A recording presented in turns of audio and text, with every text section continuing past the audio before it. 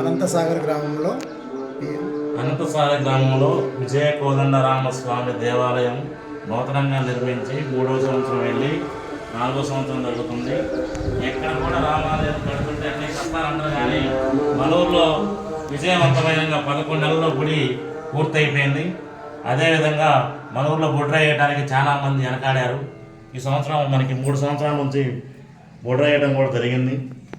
ఇదే గుడితో పాటు అదే పాత గుడి రవాణి రామాంజనేయ స్వామి గుడి కూడా, ఆంజనేయ స్వామి గుడి కూడా ధ్వజస్తంభం వేయడం జరిగింది. అధికంగా మనకి అన్ని రకాలుగా విజయ కోదండరామ స్వామి వారు కోరిన కోరిక తీస్తున్నాడు. అదేవిధంగా వార్షికోత్సవం చేయడం జరుగుతుంది. అదేవిధంగా శ్రీరామనవమి చేయడం జరుగుతుంది. అదేవిధంగా అన్నదాన కార్యక్రమం ఉంది.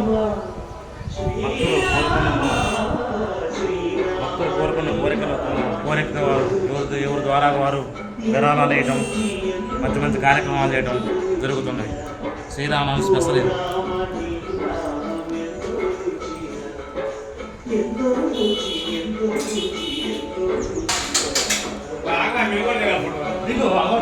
బయటకడే తీసిన నాకు కావాలా